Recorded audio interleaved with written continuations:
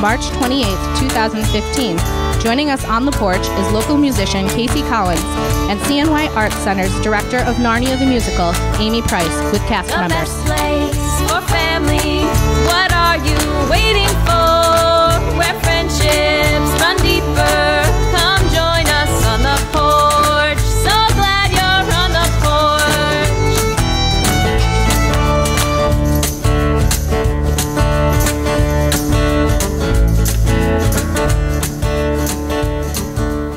Yes, sir. Yes, sir. It is another exciting episode of On the Porch Radio Hour. Hey, I'm glad you're here. And I'm really glad that our guests are here. And I'm really glad that I'm here, too, because we almost didn't make it. Last week, I've got to tell you this story real quick because this is cool. And this is like how we're all here. So last week, I went to the grocery store, and it was one of those days where the weather was nice enough that I felt like I could be outside without full, like, Arctic gear. So I'm walking out of the grocery store, and I'm just kind of soaking in the sun, and stood there soaking in the sun, and then I looked down. And you know how if you're looking into the sun for a long time, even if your eyes are closed and then you try to look around, everything has this weird, like, greenish tint to it, and you can't see anything? Well, this was happening.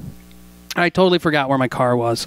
So I start walking through the parking lot, and I end up on the opposite side of the parking lot, still not knowing where my car is.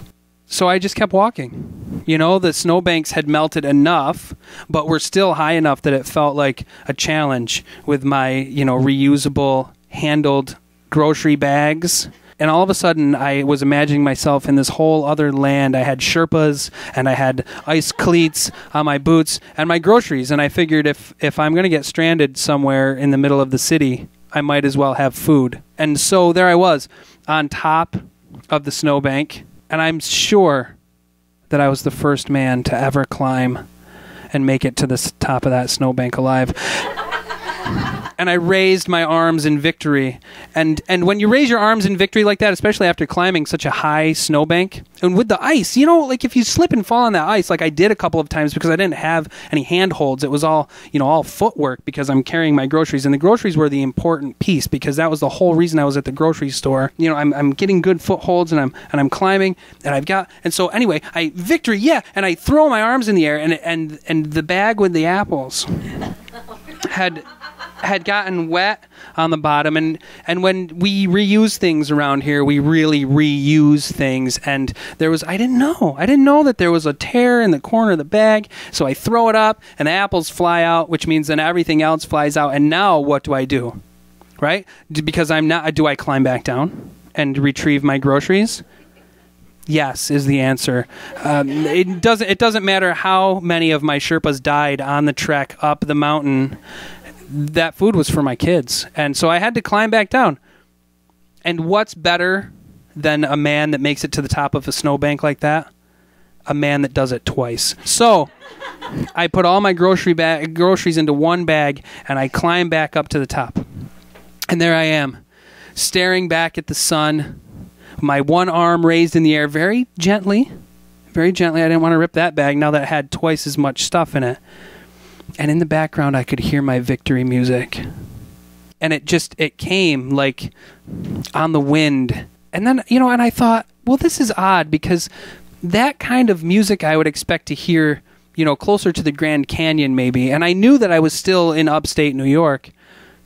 But I listened, and I turned around, and there's Casey Collins playing her flute, just like coming across the parking lot, playing my victory music with a Lakota flute in upstate New York, but it made sense. Like, it made sense, and everything just kind of, I had to keep going. And so since my bag had two handles on it, I had two hands. So I carried my groceries, one handle in each bag, and I just trekked across the top of the snowbank and then down, and I made it into a shoe store where Casey was still playing my song. And I walked into the back, and I asked if I could use the bathroom. And there was my music still. Now, Casey did give me the respect of watching my groceries and not following me into the bathroom, but she still played. And there was no soap in the soap dispenser, and so I'm one of those guys that will go through the closets at the grocery store or whatever store I'm in. If I need soap, right? So I'm going through their stuff, and I open this closet, right? Yeah. And so I open this closet door, and there's nothing there except for another snowbank. And I thought, yeah, I need to do this. So I took my groceries and I unlocked the door and I said, Casey, come on. And she was a little creeped out. Like, why am I following you into the bathroom? And I was like, no, you're not following me into the bathroom. You're following me into this. And I showed her into this, what I thought was a supply closet. And we go, and now we're trekking through more snow and over snowbanks with my groceries and my Lakota music. And there's a goat man and a lamppost. And I was like, what on holy mackerel. And so we just kept walking, playing my music in the background, and then there's Amy Price, like, hanging out with a big binder and pointing to people and telling them where they need to stand, and there's kids that are chewing gum, and she's all like flustered, and why are you chewing gum? And I said, come on, you need to come with me. And so we went back through, and we climbed through these evergreens, and we came back out into the store bathroom, which was awkward because we came out and I'm carrying my groceries and Casey's playing the flute, and there's 5 or 6 people following her with binders and talking in weird accents, and we all came out of the bathroom together, and there was people there waiting to come into the bathroom. And all I could say was, "Do you want to come along?"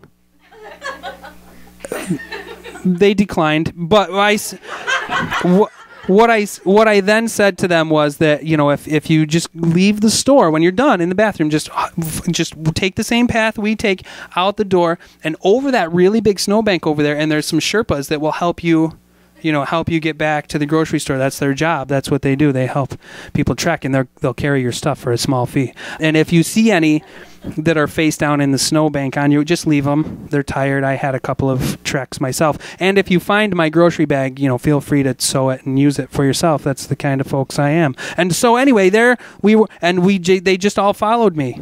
Lakota music and going over lines all the way to the Wooden Apple Farmstead. And so here we are, with safe groceries, one less bag, a couple of Sherpas, and some actors from Narnia and Casey Collins. And I'm really glad that everybody's here. And thanks for following me from all the grocery stores and back through the bathroom closet. It was really nice. And we'll talk more about that later. But for now, Casey, you're on the porch.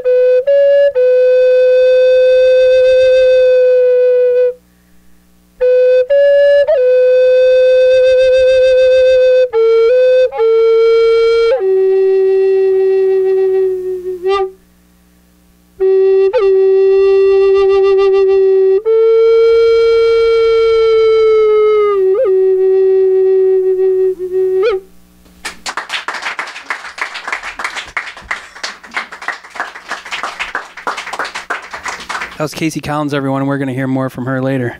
Thanks for being here, Casey. This episode of On the Porch Radio Hour is brought to you by Stool Softeners. Yeah.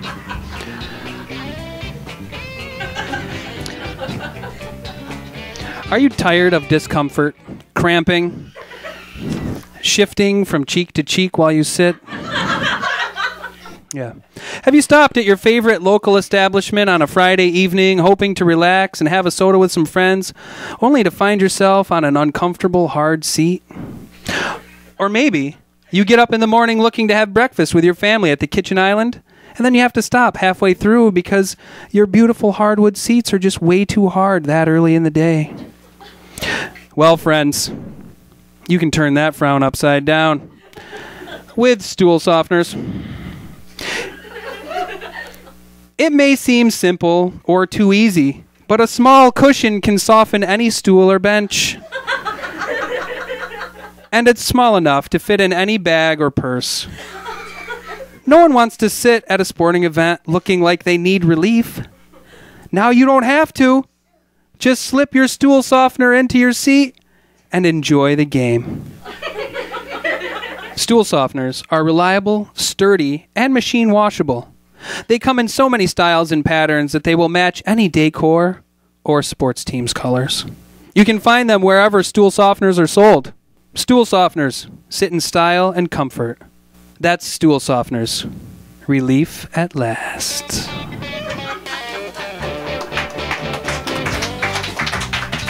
For 16 years, Amy Cruz Price has been directing shows and acting in shows as well. Probably longer than 16 years. And she has brought 4 of her cast members from the latest show that the CNY Arts Center in Fulton, New York is putting on, Narnia. Amy, welcome to the show. Thank you. We're happy to be here. So I'm gonna ask who you brought with you. I've brought 4 cast members with me this evening, afternoon. Yeah. What is it? Morning. Okay, sorry. This morning.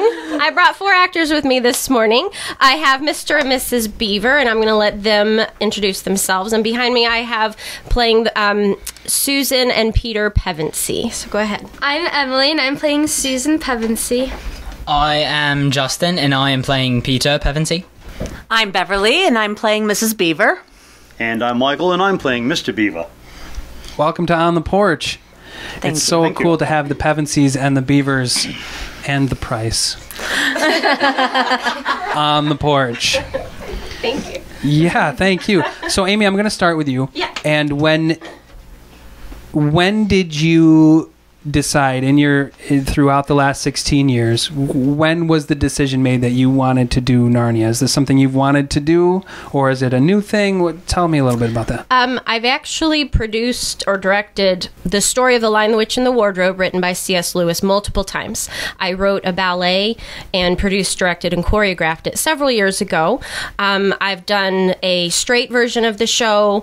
I've done a children's version of the show. And as I was looking at the slate for this year, and I was speaking with my assistant director, we were throwing out some ideas, and he said, well, you love Narnia. We should find a Narnia script. And my eyes brightened, and I said, I haven't done that in 4 years or so. Let's do Narnia. Sure, let's go for it. Good for you. Yeah. Do you feel like it's going well? It's going very well. We are through the first 2 stages of pre-production, and we're going into the next to last stage, where we're starting to run the show as a whole unit, so the actors understand the flow and they understand the character development within the show. And then from there, it kind of becomes their entity, where they get to carry it from there on out. They go into cleaning mode, memorization, and then they perform it. I love it. Yeah. Do you have a specific process that you like to take with your actors to go through this process, or are you, like you were just saying, this last piece, you just kind of let them carry it? So how much of that, what's your process? In terms of rehearsal? Yeah. I start with, stepping back out of directing shoes, I try to approach every show I direct as what I would want as an actor. from a director. So if I feel like they don't have enough information from me, I try to give them that information. Sometimes I don't clue them in that we're transitioning into a different phase, and sometimes I do, like the dreaded countdown of going off of book, meaning they have to have all their lines memorized. I give them a countdown. To instill a little fear, but just to help them really understand that we're drawing close to opening night. So I do try to hold their hand, and then sometimes I'll throw things at them as, keep them on their toes. I like it. Yeah. I think that's great. I really like the countdown. I've started doing that with my preparation for the radio show. And so I'll wake up Thursday morning and say, okay, I've got this many hours to write this many things. Right. Yeah. So I should probably start Creativity best works under pressure. Yeah, It does. That's what I'm talking about. Thanks for understanding. Yeah, Totally. If you could send a letter to my, my stage manager, that would be awesome. So how many productions now, what number is this for you working with the CNY Arts Center? Oh, gosh. I must have done 5 or 6 at this point. Wow. Productions over this past 3 years. Right. And so you've been in several different locations then. Yes. Right? Yes. How are you finding this new space comparing The to new other space spaces? is wonderful. First of all, it's got climate controlled space. So we're not freezing cold in the wintertime and we're not burning up in the summertime. It's wonderful space. The theater has been built into this space properly, so everything is supported the way it should be. And we're in the process of getting new lights. We're in the process of getting curtains. So over the next several years, it's going to actually turn into a true proscenium stage. It's going to be beautiful. But right now, because we're in step 1 of that process, it's wonderful. Yeah. I feel like the CNY Arts Center to have watched the evolution and to see shows as they're happening, it really feels like it's. I was involved with the first show that CNY Arts Center did several years ago, and I was the choreographer for Godspell, and we were rehearsing on a concrete floor in the basement of a church, and then one day I walk in and there's a stage. And it had just been built overnight. And I said, oh, great. I'm so glad we have a stage. I really didn't know where it was going. And then from there, it's just grown. It's been very fun to watch. Yeah. Good for you. That's really cool to be part of that process and to be evolving and to have people that are coming and being consistent actors and actresses. Yes. You can't do theater without actors. Right. You just can't. So it's wonderful to pull together so many wonderful people. And my vision is to see artists from all over Oswego County join together to present quality stuff. And I love hearing people go, well, nothing of quality comes out of Fulton. And I go, I beg to differ, because I personally have put out quality in Fulton, but the people come from everywhere. And it's so much fun to see. In this production alone, we have people from, I'm going to get this right, we have people from Hannibal, Phoenix, Fulton, Mexico, Central Square, Oswego, Scriba. There's a couple others. I mean, it's from all over this area, and it's so much fun to see people joining forces. We have several members from Fulton Community Theater in the production with us, and to be able to link arms with them and do some fun stuff with them. So we have people that are committed and very active with the Oswego players involved in this show. So to see other theater groups coming and joining forces with us as well is a lot of fun. Yeah, and I'm really glad you're touching on that piece too, because that was going to be one of the next things I was following up on. Not only to watch the evolution of CNY Arts itself, but to see what it's bringing to the community and what the community is bringing to it has been a lot of fun and really warming. I think I talk about this every show, but growing up in Fulton, you hear a lot of stuff and you see a lot of stuff, and knowing that there's so many good things that are coming out of the area, it's really nice to know that there's more and more people that are becoming involved and helping promote that and helping people understand that and bringing such good things to our community. And I'm really glad that you and the CNY Arts Center are part of that. Yeah. It's really exciting. And what else is really exciting is that you're bringing people like the 4 that are here plus all of the other people that are part of that. So I'm going to ask them some questions. Of course. I'll give you a break. Okay, so Mr. and Mrs. Beaver, one thing that I grew up knowing in terms of theater is that, like, everything I watched, even Disney movies, everybody has a British accent. Like, I don't know. It's just important, apparently, in theater to have a British accent, which is why I'm not in theater. I loved watching Oliver, and I used to try to, sing Oliver songs. But this isn't, it's not about me. I'm just sad. Anyway, so how long have you, did you just, like, show up and audition with your accents, or how did that work? I don't know. I've been doing theater since I was like a very young teenager. I did my first show when I'm like junior high school. The accent thing came along probably more from watching British comedies, right? Spit it out. Movies with undertitles, with subtitles, so you can pick up exactly how that particular race of people speaks. But I didn't learn to talk Cockney overnight. It was a long, involved process. Did you talk to yourself in the mirror? Come clean. Did I talk to myself in the mirror all the time? Yeah, good for you. Yeah. When I was growing up, I had fantasies of being like the next John Lennon. So I sang a lot of Beatles songs into a wooden spoon in the mirror in my bedroom. All right. Didn't help me with my British accent at all. And I didn't become the next John Lennon.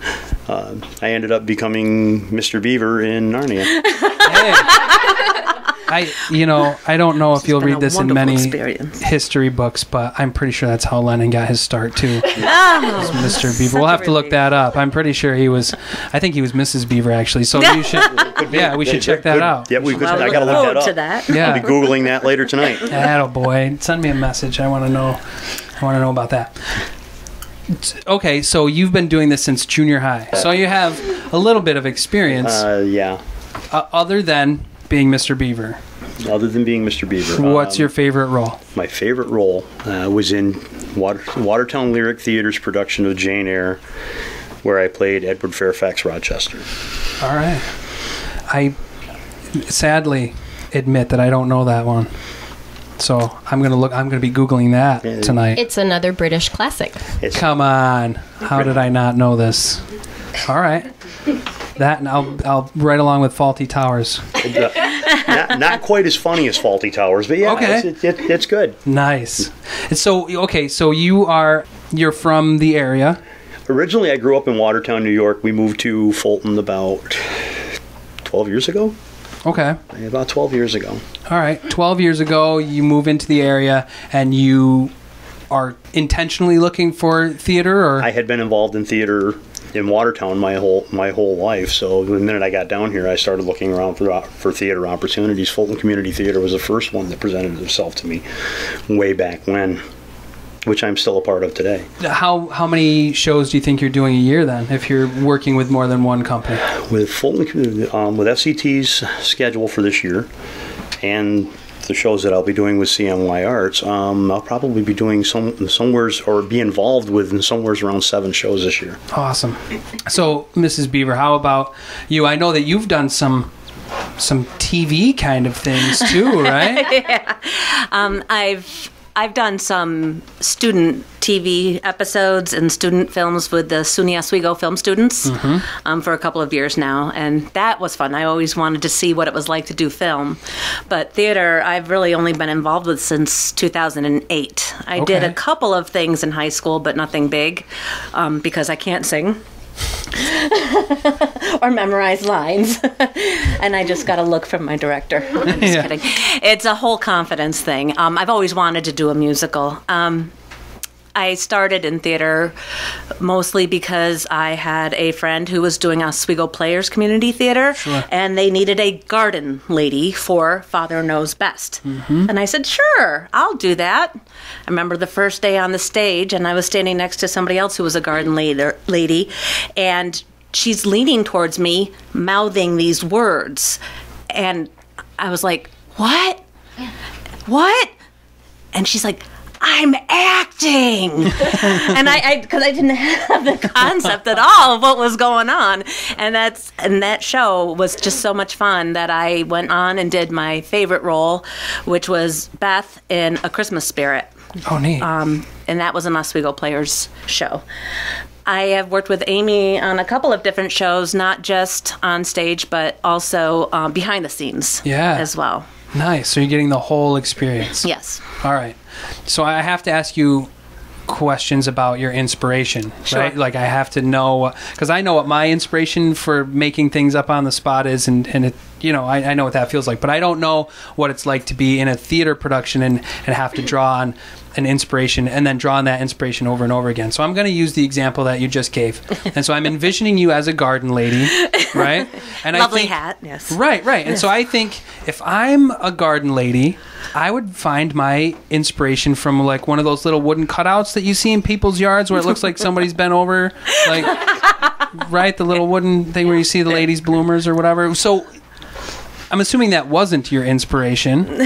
So where's your inspiration coming from? If you're finding a role, you can talk in general or specific.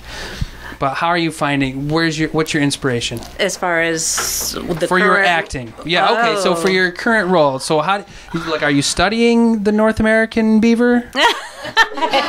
Was it like? No, I haven't gone that far. Candidus something? I forget its scientific name. No. Actually, we haven't done that, have we? No, not really. No. I did post a picture of a beaver as my profile on Facebook. I didn't do that yet. Good idea. Okay. So anyways, when I found out that Narnia the musical was happening, and I really wasn't planning on auditioning at first. And then it was suggested that maybe I should give it a try, and I kind of looked up some of the stuff and found the role of Mrs. Beaver, and I've never done such a large role in a musical. So I thought, wow, bucket list stuff. Yeah. I need to give this a shot. Yeah. And so I auditioned, and the most fun of the auditioning, how do I say funnest part? No, but the most fun was when we were brought back to do some improv. When we were auditioning, they had the character of Mr. Beaver and Mrs. Beaver, and they said, okay, here's the situation, go. And that was such a blast. And we had to try to use the accents. Sure. Basically, I've just been practicing using the accent all the time, which is driving my family crazy. Yeah. How fun to go through the drive-thru and, order. Yes, I have done that. Good for you. I'm going to talk to the Pevensey kids for a mo. Emily. Yes. How many shows have you done in your theatrical career? In my theatrical career? Yes. I'd say like 10 or 12, like around that. Okay. I've done quite a few. Yeah, and what was your inspiration to begin? I've always liked theater. Like, I'm really into music and stuff. I do music in my school and stuff. So I'm really into, like, watching shows. And we went to Harbor Fest show one year, and I was watching it, and I got really excited and just wanted to be up there. So the next year, I auditioned for that show and was in it, and I've done theater ever since. Good for you. Good for you. And are you doing theater in school as well? Yep. Good for you. What was your last school production? We did Pippin, the musical. Oh, all right. Yeah. Good for you. What role were you? I was just in the ensemble. Not just. I was in the ensemble. Eliminate that word, young lady. You were part of the biggest part. Yeah. And good for you. Thank you. What year are you in school? I'm a junior. Okay. So you're going to continue, you think, with theater? And it depends on like what college I go to, if there's a theater program, but yeah, I'd want to keep going with it. Keep on keeping on. Good for you. And good for you for being part of the community theater too, because youth is really important. Yeah. And if we don't have youth, then we don't have the older folks when they're not youth anymore. You get it, right? Yeah. All right. So Susan Pevensey, right? Yes. Are you finding that role complicated? I wouldn't really say complicated. It's a little difficult to get a grasp on, like, the English mannerisms and everything. Right on. Yeah. Okay, so I'm gonna skip to Peter real quick, and to Peter, I'm trying to remember the show. So you are eating Turkish Delight. You're the Turkish Delight because you're not. Edmund. That's Edmund. I knew that. I don't pay attention. I didn't know that at all. Peter's the oldest. Yes. All right. How long have you been doing theater? quite a few years, probably about the same time as Emily. Okay. I know that when I started, I think the first year that I ever did a musical was several years ago, and a friend of mine was talking about the Harborfest musical, and I was really interested, and I was like, hey, I'm a fairly decent singer, why don't I try? And so I tried out, and I was in it, and I really liked it, so I kept it going. Now I'm here today. Good for you. What was your first role then? I was a ghost. A ghost? Yes, I was. I was Probably Ghost one of the... 3. You know, if I'm ever in theater, I want to have a number, you know? Like I want to be that guy. And so I'm assuming that being a ghost might possibly be your hardest role ever in your life. Well, I was fairly young at the time, so I wasn't entirely at my peak.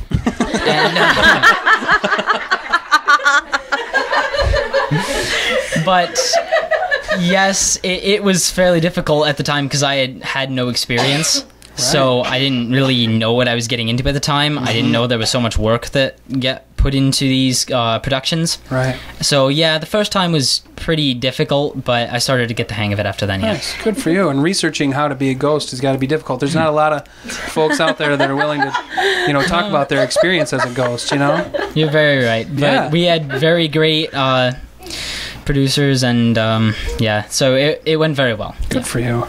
So as your role as Peter, what are you finding is the most difficult piece of this journey? Honestly, in the first song, there is a transition that I have to make between speaking and singing, and it's on one specific word, and it at first came very, very, very it came out very wrong. It was a very awkward transition. I didn't really understand what I was supposed to do with it, but I got it eventually. So yeah, that's probably the most difficult thing I've come across so far. But other than that, really, this role has been fairly well suited for me because the accent's already there. I have an accent down already, and it just kind of suits me, I guess. And now that our listeners know that was a difficult part for you, they're going to come see the show. They're going to be like, yeah, man, he nailed it. They're going to be watching for it. Well, I hope so. No pressure. Yeah, exactly. That's right, man. Good for you. Well, thanks for being here. And I'm really glad that you're doing what you're doing and that you guys are involved in theater and the community, which is really nice. So, Amy. Yes, sir. You are going to now break it down for our listeners, and you're going to tell them where they can see these lovely folks, how they can see them, what they're going to do. Give them the skinny. All right, so the deets are April 17th, 18th, and 19th. April 24th, 25th, and 26th at the Cayuga Community College Center in Fulton. We have a CNY Arts Center. There's a huge sign out front. Shows are on the 17th, 18th, 24th, and 25th at 7:30. And on Sunday, the 19th and the 26th, the shows are at 2:30. Tickets are available online. They just go to cnyartscenter.com. It's going to be a great show. We have over 30 cast members ranging in age from 5 all the way up to adults, and it's what I'm not going to give any ages. Or at least those of us that look the part. And we have every age range represented. We have elementary school, we have middle, high school, college, young adults, career adults, and retired adults. So it's so much fun to see all of the age groups coming together, and come check it out. It's going to be a lot of fun. Yeah, We're going to go through the wardrobe on an adventure. Yeah, man. Thank you so much. Thanks for being here, guys, and thanks for being part of our community. It's really exciting, and people like you and Nancy Fox and the board of directors at the CNY Arts Center are doing fantastic stuff. So keep up the good work, and tell your friends so that they come see it too. Thank you. And thanks for being on the porch, man. Yeah, take care. Thank you.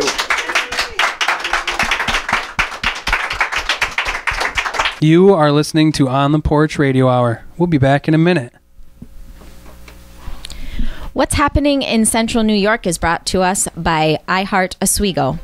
The third annual Healthy Baby Expo welcomes families to attend the 2015 Great Cloth Diaper Change on Saturday, April 18th, 2015, from 10 a.m. to 3 p.m. at Elam Grace Church, located on West 1st Street in Oswego, New York. This is a family-oriented free event that will feature fun activities, educational information, and a vendor fair for future and new parents, grandparents, and infant caregivers. Participants will find much-needed information about infant safety, healthy nutrition, baby massage, baby basics, breastfeeding, car seat safety, and more. Visit healthybabyexpo.com for more information. The CNY Arts Center hosts a Writers Cafe the last Sunday of the month, with the next session on March 29th. The Arts Center is also currently offering adult painting classes, and Narnia the Musical, with a cast of all ages, is coming in April. Visit cnyartscenter.com for more information. The Baldwinsville Theater Guild presents Jekyll and Hyde, the musical. The show closes tonight. Visit www.baldwinsvilletheaterguild.org for more information. The CNY Playhouse presents Neil Simon's play, God's Favorite.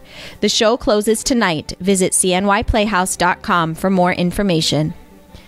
The Oswego Music Hall has a new songwriter series called The Hook, on Friday, April 3rd, featuring Michael Judge, Colleen Coteau, and Scott Regan.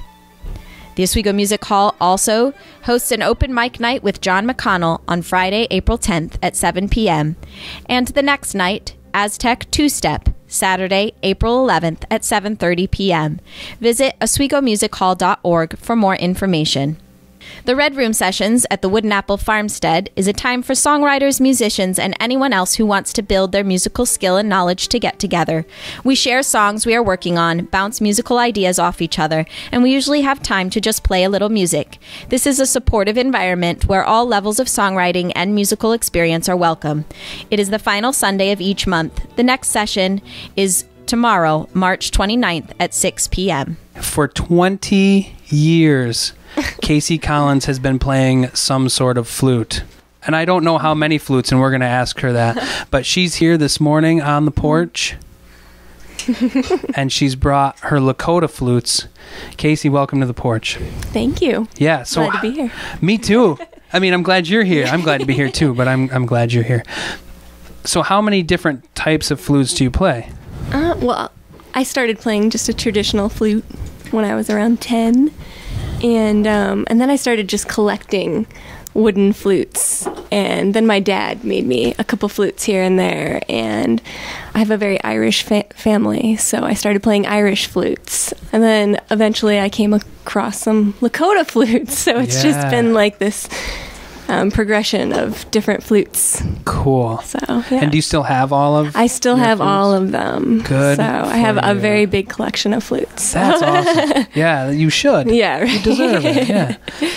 So in that collection, and being Irish, do you have any? What are they? Penny whistles? I do. I have penny whistles. I have just traditional Irish flutes, some bamboo flutes. Oh yeah. Just a little bit of everything, really. Awesome. I mean, so we'll have you on like we'll just cycle you through all of these different flutes. Right. Which would be really cool. Okay, so you started playing about 20 years ago, and I'm assuming elementary school? Yep. With their music program? Yep. And you went to school in Fulton? I did. Is that correct? Yep, yeah. Fulton. Cool. Okay, so you played in the band in all through high school.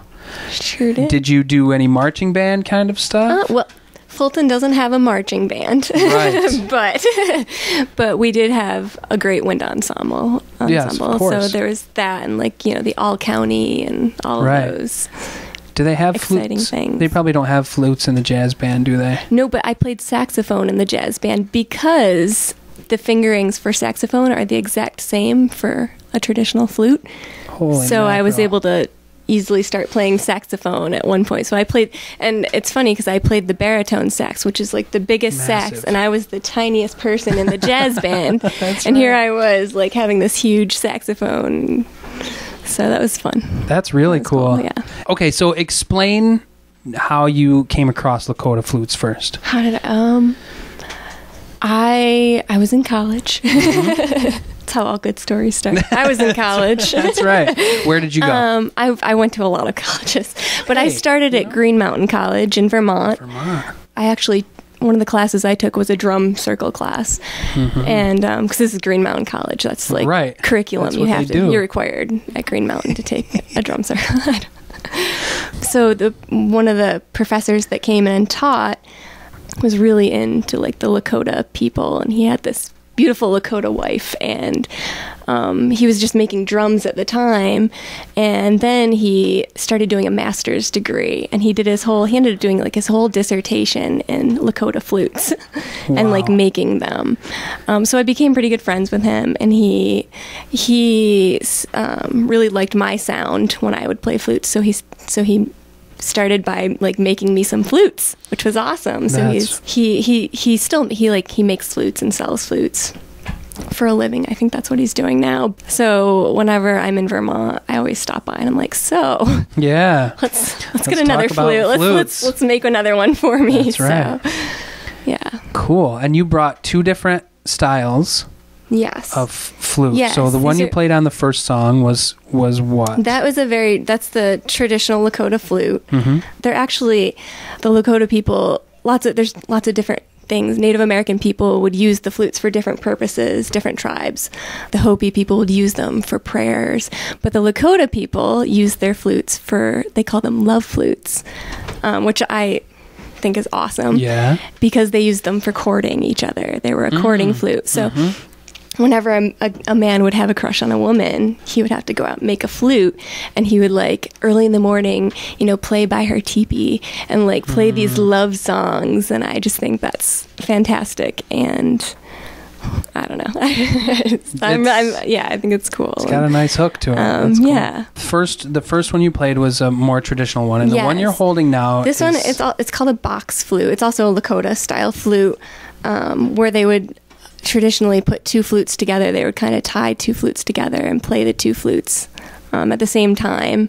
And that was also, they used it for courting too, but more for like entertainment, like around the fire and like fun, good times. Yeah. So was that part of your course at Green Mountain too? Did you have to sit around I did. a I took a campfire? Native American perspectives class too at Green Mountain, and we did a lot with like building flutes and bows and sweat lodges and All right. cool stuff like that. That is real cool. Yeah.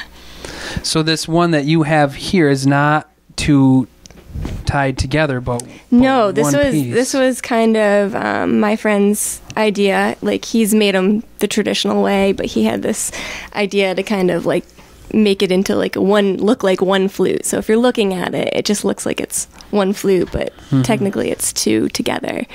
So it's definitely harder to play. And when I first picked it up and like tried to play it, it was horrible sounding. It sounded sloppy, but I've been slowly getting a little more in tune with it and working at it. So Right. hopefully. We've seen you out at open mics around Yeah. the community, and where else are you playing out? Oh, you can find me in the woods usually. Yeah, just man. rocking out, on a mountain here or there. I'll just be up there, jamming with my flutes. So Cool. We have really awesome woods here. yeah. So I'll check 'em out. Yeah, as the snow melts and as the mud starts to right, dissipate, and the ground gets a little harder, you should come hike our trails and play. right on. We've got some really cool spots. I would love to do that. Yeah. Yeah, that would be neat. And we will say, just go ahead, and then just know that we're somewhere nearby listening, hiding. Cool. Yeah. Cool. Very That's cool. really, really awesome. So you have a song you'd like to play for us on your box Absolutely, flute, yes. right? Yeah. This is the double flute. The double flute. And does this song have a name or an origin? Does it have a story? No, a lot of because they're love flutes. Right. There's no love song that's exactly the same. So, but a lot of them do have like the traditional Lakota rhythms and sounds. It's just a traditional love song, I guess. Awesome. Well, give us a traditional love song on your All right. double flute.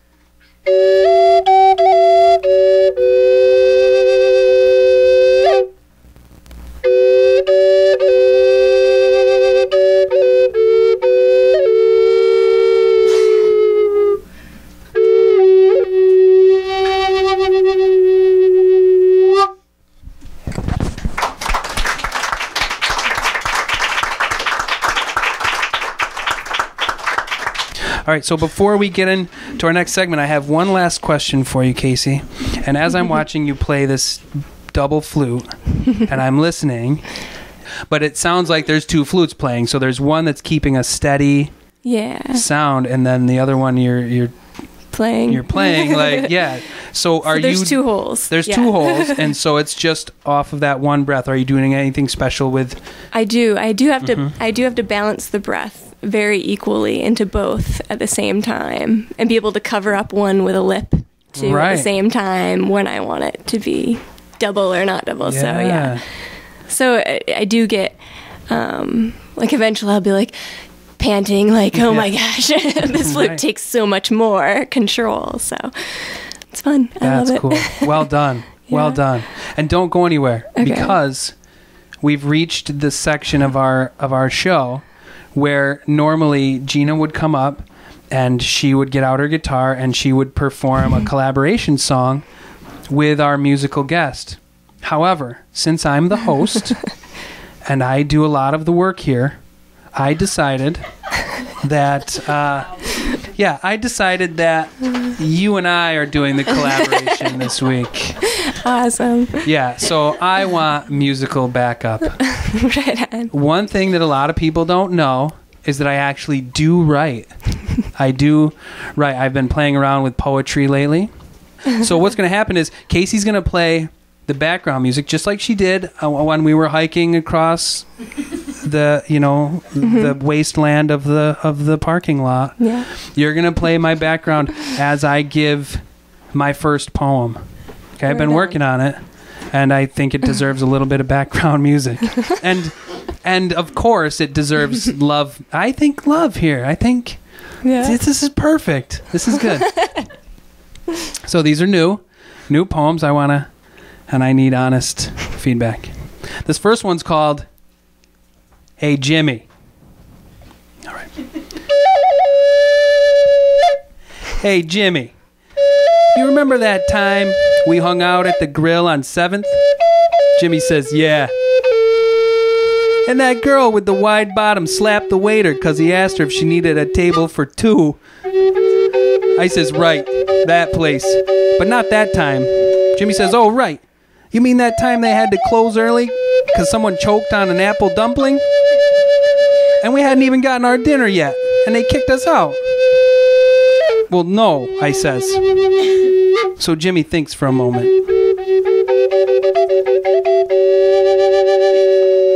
Well, you gonna tell me why you asking then?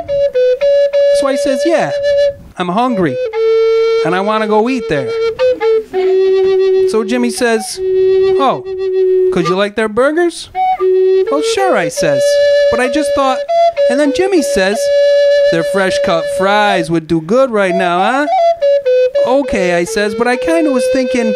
So then he says, you get a lot of food for a real good price, right? Or were you thinking... And I'm like, Jimmy, shut up for a second. And then he gets all pouty. And I says, Jimmy, pull yourself together and listen. So he just looks at me all sad. And I'm like, feeling bad. So I just sit there and I look back. And I says, all right, Jimmy, what were you going to say? He's like, nothing. What were you going to say? And I'm like, just put on your coat and tell me on the way. You know? Jimmy never shut up long enough for me to tell him I wanted to take him out to that grill because it was his birthday.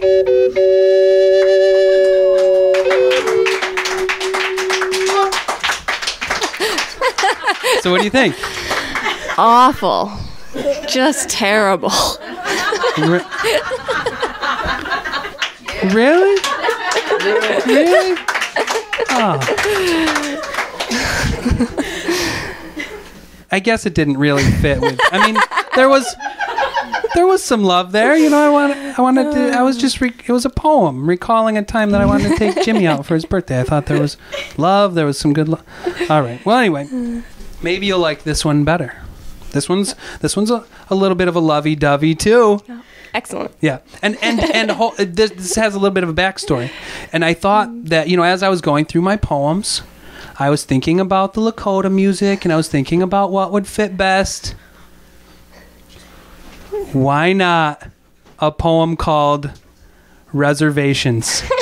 Nice. Right? Hit it, sister.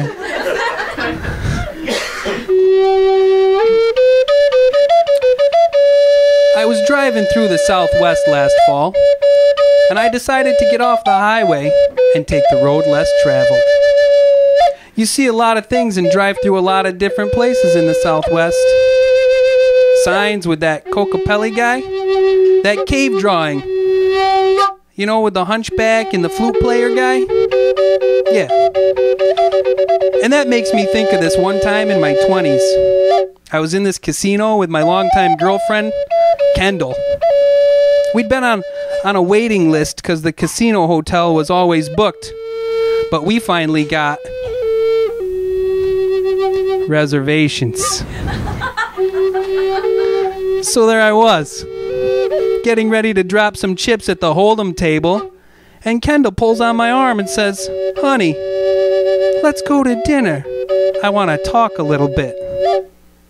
I don't think nothing of it, right? Because she always wanted attention. So we go to this nice steak joint they got there at the casino just outside the lobby.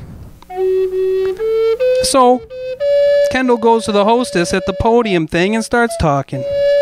Then I can see the back of her neck getting all red because I'm standing behind her. And I know this isn't good.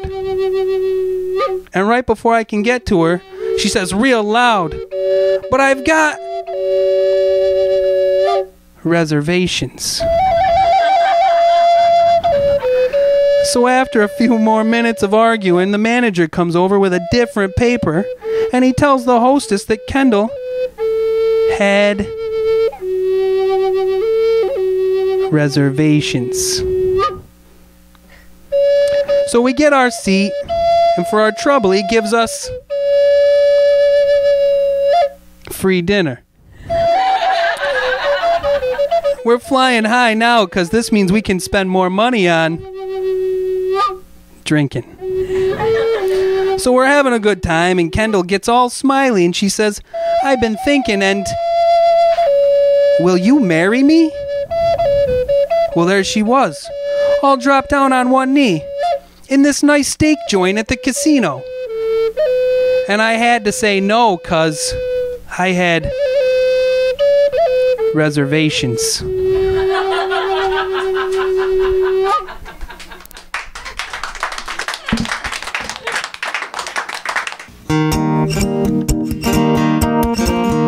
There once was a rainbow who turned all red.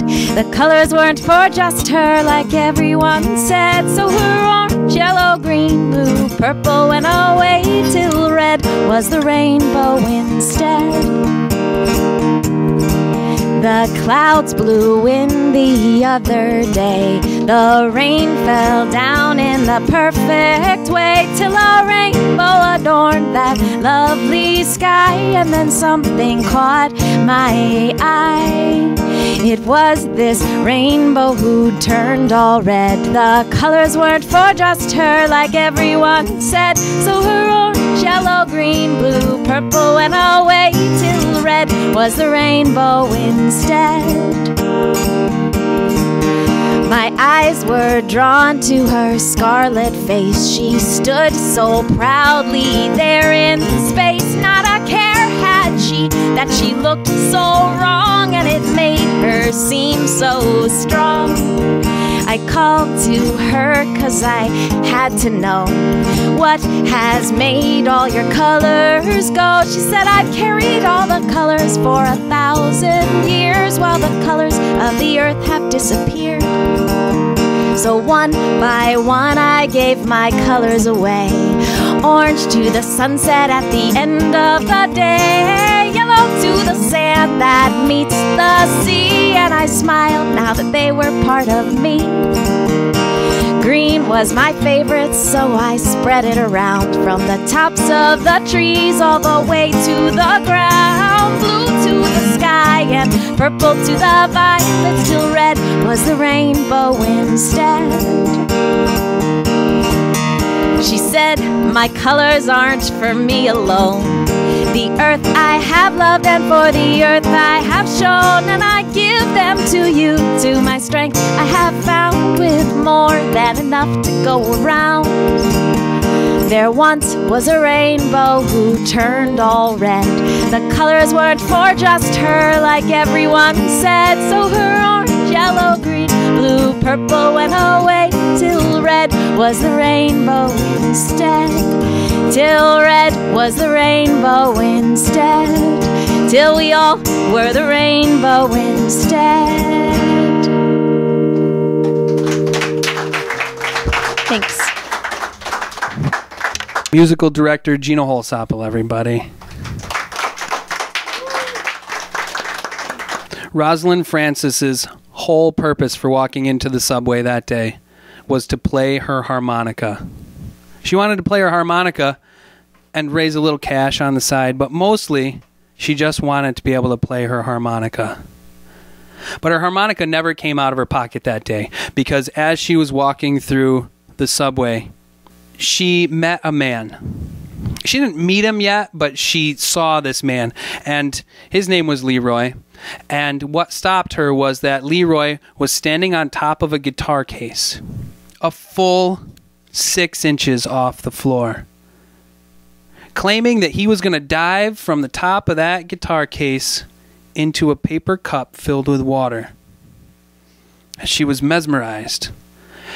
And she stood there and listened to all of these stories that he told about where he was from and how he grew up, and horses jumping off of platforms into pools, and she was just taken in and forgot that she had a harmonica in her pocket. And she stood there holding her breath the whole time, waiting for him to dive into this cup. And at the end of the story, she was still waiting for him to dive into that cup, and he never did, and she was never disappointed. It was like it was just there.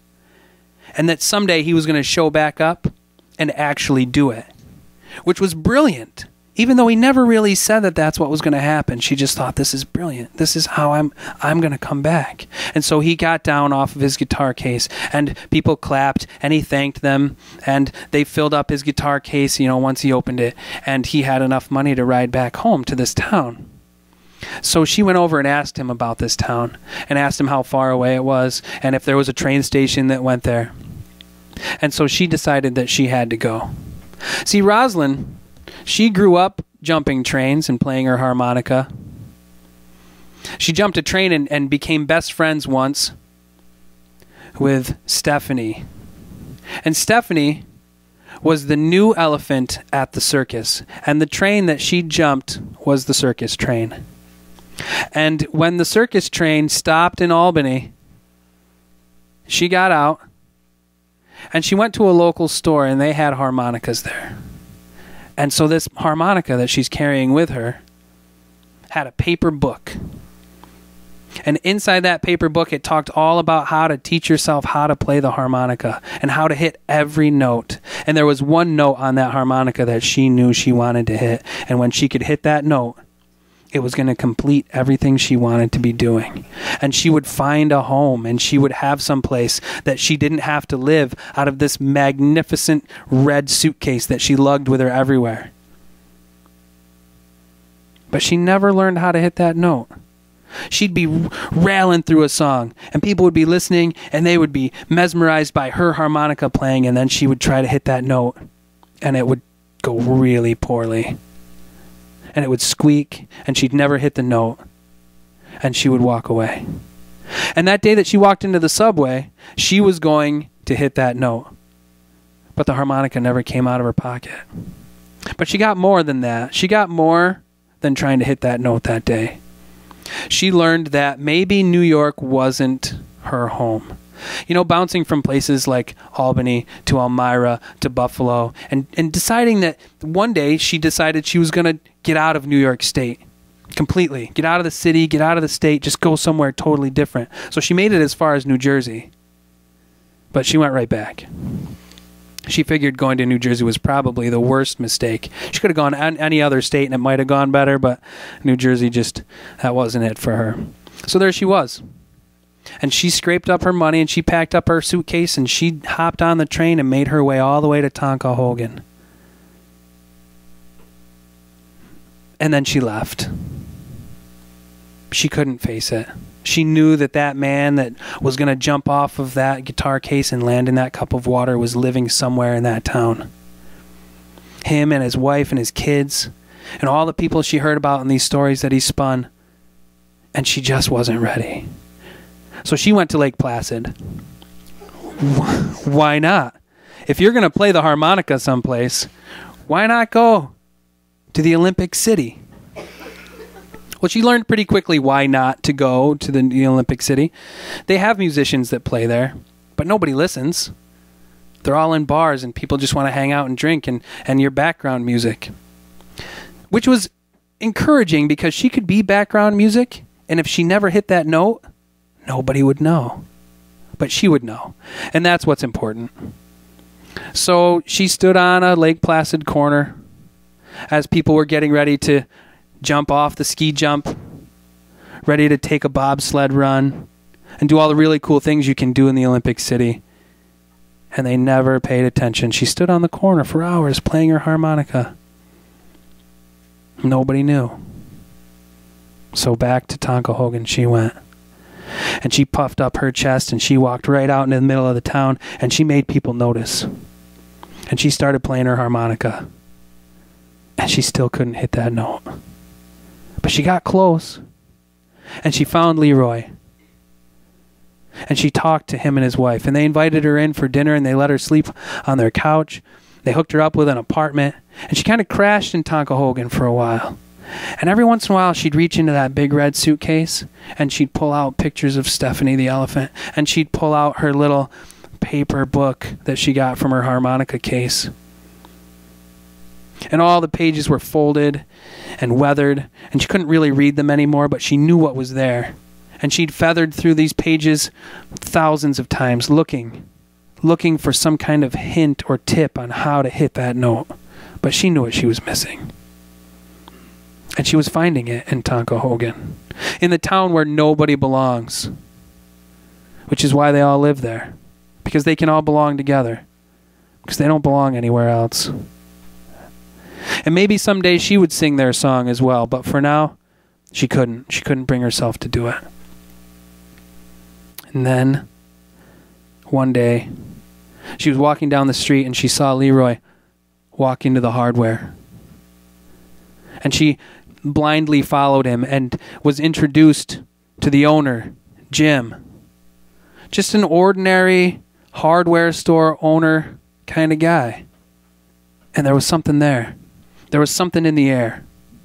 And so she said, "When do you close?" "Tonight I close at 6, said Jim, and that's all she needed to hear.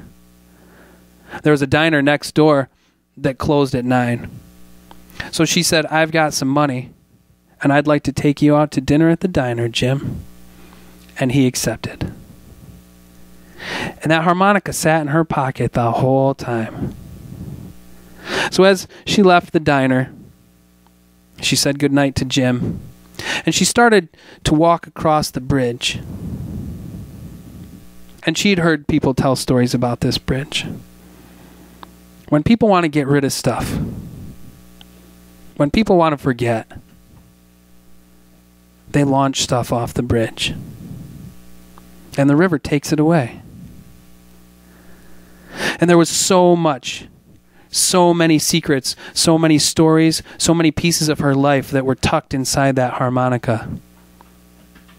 And she always kept it in her left pocket of her jeans. And she was feeling that side of her body really heavy.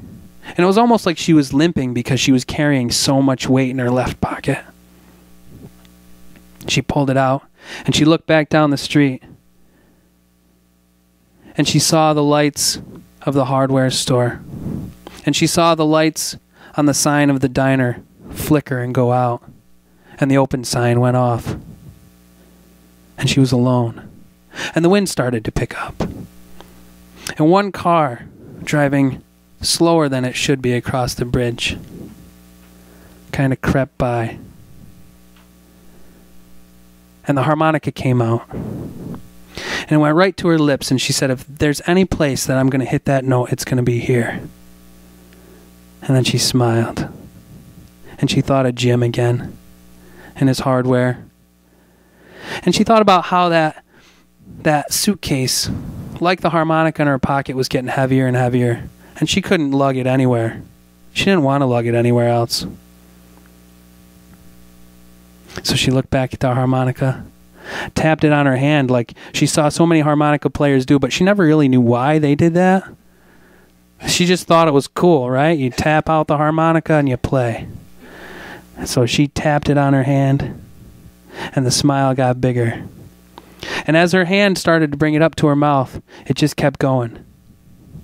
And she brought her arm back, and she spun that harmonica as hard as she could off the edge of the bridge. And she watched it over and over and over again. And it started to go into slow motion.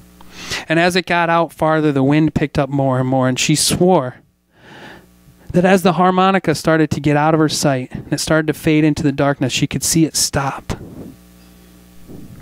And it just hung in the air, no longer spinning. And she could watch it drop and fall down toward the river. And as the wind came up off the river and up over the bridge, she could hear it blowing through the harmonica.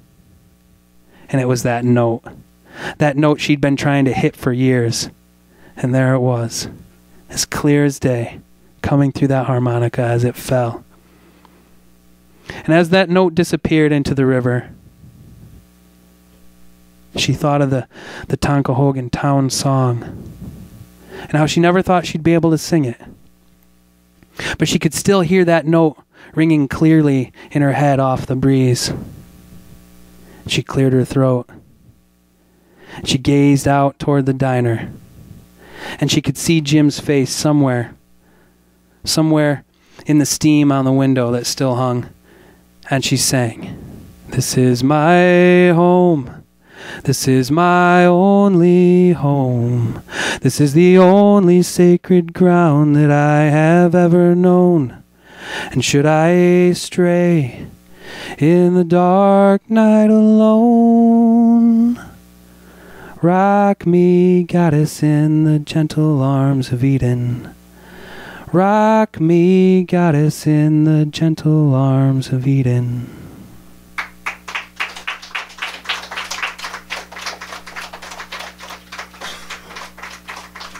Well, that's it, friends. You've made it to the end of another exciting episode of On the Porch Radio Hour. I want to thank our musical guest, Casey Collins, for being here. I want to thank director Amy Cruz Price for bringing her cast from the CNY Arts Center in Fulton, New York. Thanks for being here. Make sure you go catch their show, Narnia. It's going to be fantastic. And I want to thank everybody that was on Concert Window, and I want to thank everybody that's in-house. It's really awesome to have an audience here at the Wooden Apple Farmstead live. It's a ton of fun. Thanks for coming out. Thanks for listening on the website. Until next time, peace to your journey.